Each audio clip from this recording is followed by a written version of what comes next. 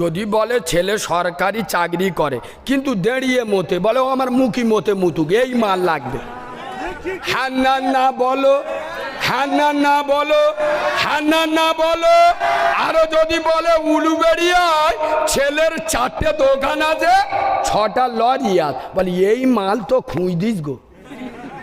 আর এরা যদি মুসলমানের ছানা হতো, এরা যদি মুসলমানের বাচ্চা হতো, এরা যদি প্রকৃত উম্মতে মুহাম্মাদি হতো, এরা যদি আল্লাহর উজির মালিক অন্তর দিয়ে বিশ্বাস করত, এদের প্রথম প্রশ্ন করা উচিত ছিল ছেলেটা নামাজ পড়ে কিনা।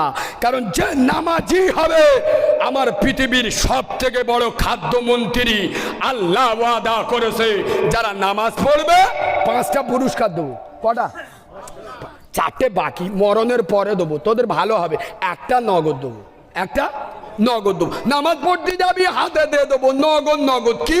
নামাজিকে রুজির পিছনে ছুটতে হবে, আমার রেজেক নামাজির পিছনে ছুটবে। সুবহানাল্লাহ।